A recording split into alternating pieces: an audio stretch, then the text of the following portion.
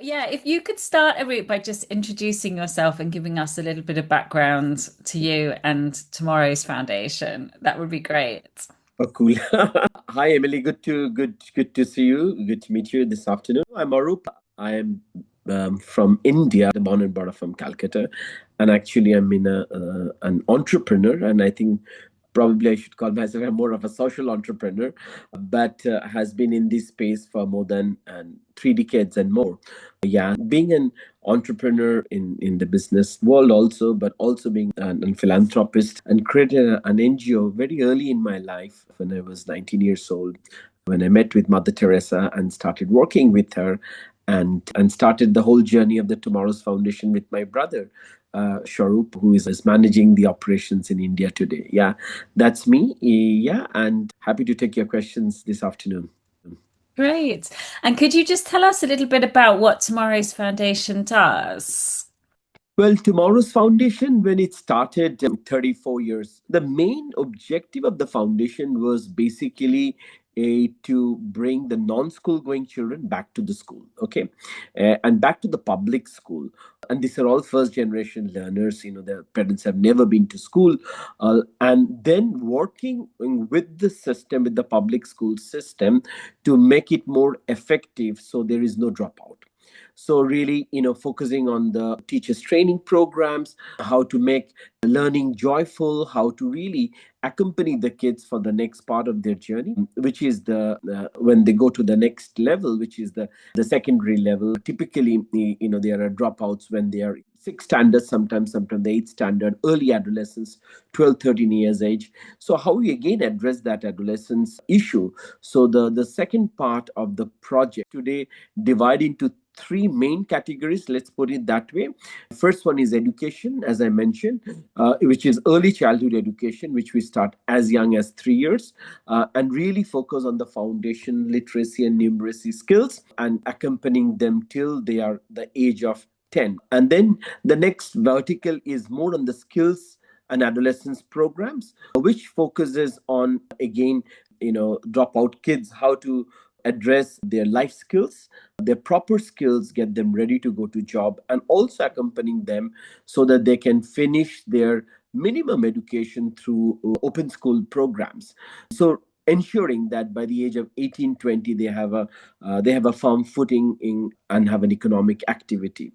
And the third vertical, Emily, we actually working on livelihood projects, but which really focuses on community work, which are both, it comprises both the skill development and livelihood, but focuses a lot on agricultural, regenerative agricultural practices, water projects, but focusing more on the rural youths and directed mostly to the women populations. Yeah, that's all what we do. But also there's another new vertical which has been an offshoot of the livelihood, which has become the climate vertical. Interesting. So, yeah, it's a lot of work that you do and a lot of communities that you work with. And whatever, what kinds of funding, because you've obviously grown enormously over the last like 3 decades and your work has expanded in terms of programs and in terms of kind of geographically. So, what kind of funding has really helped the organization to grow and become stronger? Good question. I think, the beginning has been very interesting because I think when we started the organization, I actually met an elderly French lady, who was a teacher in Calcutta, who got very inspired by what we were doing. And she said, let me make a small family foundations back in France. And that was the beginning of Calcutta de la Rue à l'École, and that organization has been accompanying us for the last more than 30 years, actually, so at the very beginning, so it was more, or of family and friends supporting us and growing that as. But in the last 10 years, I think we have grown out of that because we said, now it's time for us to go, and to make the foundation bigger.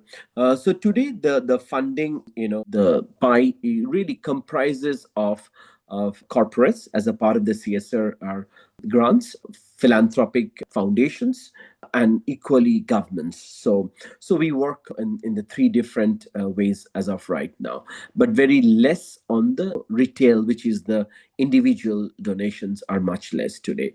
But let's put it CSR, family foundations, and the government. Interesting.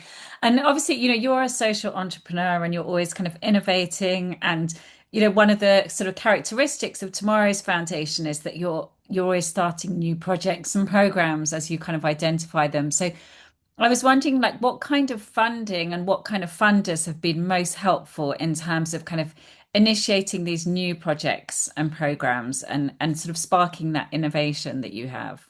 I think they mostly have been trust-based funders. Let's put it that way. I think whom you know, who have a very close relationships and who trust. I think there is a lot of trust between you and the foundations and the funder.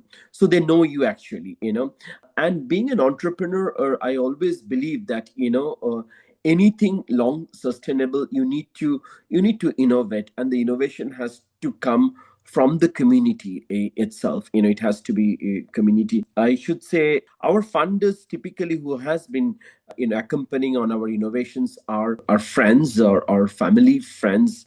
Mostly, I should say a lot of them, the French funders here, they have been funding us quite a bit of it. Couple of them also in India, but mostly I should say people who know us, who trust us, and who gives a blank check and said, please go ahead and do this and come back with some results, so that we can really can. And it's really like a real business. You have a startup up, and why you should not be like that. You have a startup and you put in, and then you try and test and challenge, and then once the model is ready, you bring it to a private funder who can, typically a corporate, who can definitely fund such a projects. And then definitely the third is definitely, once that model is more or less advanced, then you bring it to the government to scale it up. So at a different stage, you have different sorts of funding. So it's been, you're saying you've had a lot of kind of that those funders that you've had a long-term relationship with who know you well, who Yeah. do, they're the ones that have given you the unrestricted funding. And then once you've got a more proven program model, it's then easier to kind of bring in other types of funders that already want to see those results. Absolutely, Emily. The second funders are typically the private funders, the mostly the foundations or the corporates, and the third funders becomes the government. Once they see the model advanced or really matured, then they come then an interesting model. Then you have in a project you have multiple funders, and the risk is being hedged very nicely, I should say. And it's interesting because we know that in terms of sustainability, that's what we want to see, right? We want to see government taking over the funding and taking that initiative because that's what really helps in terms of scale and sustainability. So it's interesting how you've identified those different stages of what you've needed at different stages of the cycle. I was just wondering, like, as someone who deals with a lot of funders, like, you handle a lot of kind of the communications with these funders, like, what's important to you in a relationship with a funder? Transparency is the first thing, and you have to be, I mean, you should not shy away in sharing your bold ideas or anything else. And I think, one has to be very aware that you should not only think that, okay, fine, let's see what is the funder need. It's not that, because I think our very much the mindset is, okay, let's see, okay, if the funder needs that, let's make the project proposal like that way. I think, one should be very open, and she said, look, this is the community need, and it is not the organizations or the funders need. So we are trying to address a challenge, and this could be an innovative solutions. And if you want to embark on this journey, let's walk together. That's really interesting. And what you've just touched on there about community needs, like you and I have kind of discussed this before, is that, balancing the needs of communities and that, what the community like want to see, like their vision and their hopes with the demands of funders, like that's a challenge, right? And particularly when funding is scarce and you're seeing like funding come up for like certain things, but not for other things that might be needed. So I just wondered if you could touch on a little bit like how you kind of balance those needs of the community with with kind of available funding and the demands of funders? Good question. I think what is important is that any funders whom you slowly develop a strong relationship or a trust-based relationship, one should give a full access to the funder to speak to the community, and to speak to openly, transparently, and to understand what is their needs. Okay, and I think one should facilitate as an organization those conversations so that the funder is so while you're building the project together, you're building the project along with the funder, not alone. So the community, it talks about, okay, fine, there are certain needs, the how those could be is sorted out, and then you come as a catalyst, I should say, more as a catalyst between the funder and the community, and said, okay, fine, how we could work together to find a solution. That's great. That's really interesting, I think, because, I think a lot of time, like work is, organizations chase after available funding and then they go to the community and say, we've got the funding for this project. But I really like how the fact that as you've grown, you still kind of keep the community very central to everything you do. And you haven't lost that kind of focus on communities' needs and desires. We try, at least, Emily. It's a fine balance. You need to have that balance, and at the same time you have to also be aware what is a funder would love to hear. Sometimes that is also there. Sorry, but yes, a very transparent conversation needs to be there, and you have to facilitate it. That free flow of communication has to be there. And are there particular things? I mean, every time we speak to NGOs, and I know obviously coming from an NGO background, there's always certain things that are particularly challenging to raise funds for. So are there any aspects that you really, like sometimes like people struggle to raise funds for capacity building of team or for staff salaries or for, office overhead type costs. So what would you say is your biggest challenge at Tomorrow's Foundation in terms of fundraising and securing funding? I think the biggest challenge, Emily, I should say, is to really attract good talent. I think in order to attract good talent, you need good resources. And I think very often the overhead costs are very, it's given. I mean, it's, you cannot have more than that. I mean, the overhead cost is no more than 10%. You cannot, sometimes they do not give more than 5%. But I think, like any organizations, any for-profit organizations, any other organizations, if you have to grow this organization, you need talent. And I think the biggest thing is that, for us, is to attract good talent with the right compensation package. That's probably one. And secondly, also definitely to try and new things and innovative things, because it should not be project bound, or like, there's a framework where we have to deliver. You should not be only on a delivery mode. You should have the chance to do some research, to bring some innovative product, and which you could give to the, share with the other organizations for the whole thing. So there has to be very open, conversation needs to be there with the funder, and to tell him very openly, look, see, you're giving me this amount of money only for implementation, because most of the organization, they give money for implementation, they don't give for, or neither for capacity building, neither for, or research, and sometimes not to give money to fail. I think, as in any other organizations, like any startup or anything else, there is so much amount of funding being done, and some startups, they don't succeed, they fail. But the funder should also have the appetite. Say, okay, fine, let me try out new stuff. You might fail, but okay, fine, you might, but that will also bring you a new wisdom or a new way of looking at things. I think it's interesting because you sort of obviously span, you're obviously a social entrepreneur, but you've also worked in the private sector as well. And what you've just said there is all about risk, right? Yes. And I think my sense is, having not worked in the private sector, but my sense is that investors are less risk averse in the private, people, they expect some element of failure, right? Whereas I do feel that funders in the social sector, they have less appetite for failure. There's much more like they won't invest in something if they don't think it's going to succeed. And there's a lot more kind of accountability expectations there. Like, is that the sense that you get, that there's more people are more risk adverse in terms of giving money to NGOs? Oh yes, absolutely. I think that mindset is not there, Emily, and like the mindset of any investors. Okay, fine, I'm investing the money.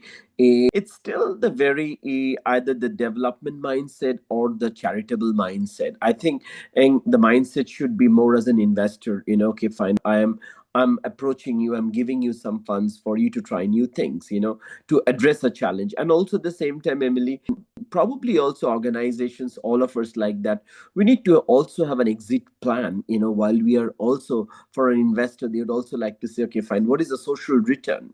What is the social return you are making, and what is your exit plan, and how you're making it sustainable, and things like that. Yeah, so I think those things needs to be more and more in this sector, so that it becomes robust. It becomes really a proper, yeah, I mean, it's a accountability has to be at all level, not only, and accountability has to be with the community first, because they are the participants, and definitely with to the investor also, equally to the funder also. No, that's interesting.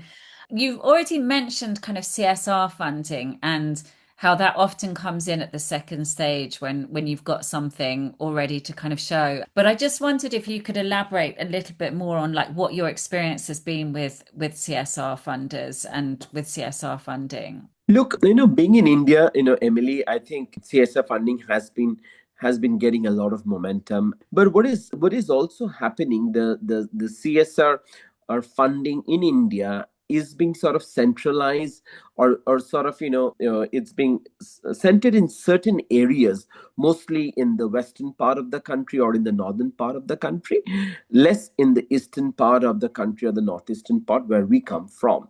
So there is, since there's less industries, the most of the business are sort of, centered around in those, in the western side or the northern part of the country. They would like to see the funding goes in their surrounding, in their neighborhood. So that has been a bit of a challenge for us. The second challenge is definitely, it's a funding for 1 year, maximum 2 or 3 years time. Suppose if you want to show an impact for an education project or for a long term livelihood project, 2 3 years, it does not suffice. Like any startup or any business, you need minimum 5 years, at least 2 to 3 years. You need to make your model, and then you can really could scale it up, or you could do that. So typically, that is always the challenge of the CSR funding. And lastly, I should say, the CSR funding is still very much implementation oriented. I would welcome the CSR, the corporates, to have more appetite for risk, and to give the risk money to the sector, for them to try new things, and to be innovative, and to bring new products, new projects, new approach to the various challenges what they're trying to solve. That's really interesting. Yeah, that's very interesting. And I think that's something we hear a lot, that geographic mix. Because I think there is something, isn't there, in the CSR law about the geographic locate, like having to give in the location of where they're operating. Yes, it is. It does. But at the same time, probably the CSR or policies, they could extend the help where the need is much more. Like for example, we have taken a mandate that we want to go where there is no help. So we want to work in the most aspirational district where the development index are the lowest. So nobody wants to go there. So we want to be the first one to go there, and to see what we could do. And that's what we have done in different parts of Chhattisgarh, in different parts of the country. So we have done that. And but I think we would love that corporates should come, again, with some risk, and said, okay, fine, come on, let's go ahead and do that. Let's not, sort of concentrate all our actions in the urban areas, but let's go to the rural areas, or where there is no help. And is part of that that they want to see the work? Because I've heard quite often that, you know, organizations that are working in the urban areas, they're visited quite a lot by CSR funders. They have volunteers coming in from those corporates. So do you think some of that is the challenge of getting them to, they want to physically see what they're supporting? I suppose, Emily, yes, definitely. I think that's one of the main thing. The employee engagement for the corporate is an important thing. But I think with the with the technological advancement, I think many things we could solve. Virtual visits. I mean, we are speaking together right now. Virtual visit, virtual things. Many things could be done, Mhm. provided you have the intent and to expand your geographical locations. Absolutely. You touched on this a little bit earlier, but about the government funding that comes in. So I just wanted to ask you a little bit about that because that's quite unusual and it's something that's really successful, I think. That's something that you've done very well as a foundation, is managing to kind of have those kind of public-private funding partnerships. So could you elaborate a little bit more on the government support that you've managed to secure for these projects? Yes, I think, as I said, the government always comes at the third stage. Let me give you a good example. The COVID time, everything stopped, the funding stopped, operations stopped in India, and we had, the schools were stopped for more than nearly 2 years. Actually, there was no school operations. So the education system totally, collapsed from one day to another. Nothing happened. Funny enough, I mean, we approached to our, I should say, the funders who have been in accompanying us, like I should say that the trust-based funders, who trust us. And he said, hey guys, this is what is happening, but we want to try a new thing. Okay. Can you please continue giving your funds? And said, okay, fine, we'll put in some money. So they gave a small pocket of money. And what we did actually, Emily, during that time, the government and still opened the school twice a month, which was every 2 weeks, because they were giving the midday meal to the parents who were coming and actually getting the midday meal. So we took that opportunity, and what we did actually, we did like 15 days of worksheets for the parents to carry that back home for their kids. And during those 15 days, our teachers, our community teachers, and many of our teachers, through in a virtual, they were following and accompanying the kids to finish that homeschooling. So interestingly, the parents were bringing those worksheets, at home, and they were accompanying the kids, and our teachers were also doing them. We did that model with that money, small money, and we did it with our schools, both in the urban and in the rural space. I think we were working with nearly 200 plus schools already that time. Okay, both that. And then we told the government, look, this is an initiative which we have done for the last 2 months, and we have got some good results. Fabulously, the government said, wow, great idea. They really took over all those, worksheets, work notes, everything, all the pedagogical tools. Well, they replicated it, and across all of Bengal, in all the public schools, they were being distributed during that, ration distribution time every year. So you see a small change, how they can bring a big change as of right now. And so we could bring in a trust-based funders small money, and a government came into the picture at the second stage as of right now. But typically, most of our funding, as I just mentioned, it comes at the third stage. Like, for example, our rural education program, we've been doing for the last nearly 4 years. So in the second year, the government. So every time what we do, Emily, also we keep the government in the loop. We are launching a new program. We said, okay, fine, we're doing a new program. Please come and see the program. It is your program. It's in your locality. You are, so please come. So we always involve the government so that they can come and see what is happening. And once the model is more or less ready, we go and make a proper presentations at the block level or the district level, not at the central level, but at the state level. And then we say, okay, fine, this has worked for us. But if you want to scale, we don't have the funding to scale. So can you come as a sort of a co-funder to scale up the whole project? So suppose typically we're doing a project today in the rural Bengal with 170 schools. That particular program now has moved to 5,000 plus schools in a span of 2 years. The government said, okay, fine, please help us with all your pedagogical tools, the teachers training materials, and how we could work together. So with the same model, we have been able to expand it to a bigger audience.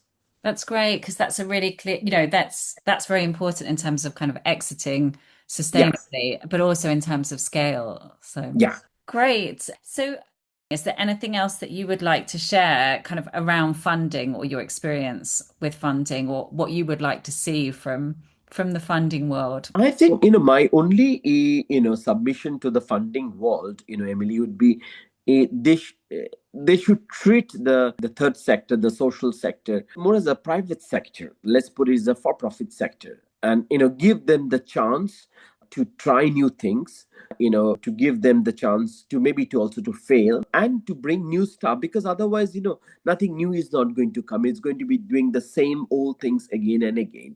And to have the openness as to when you're developing a particular project, it has to be collaborative.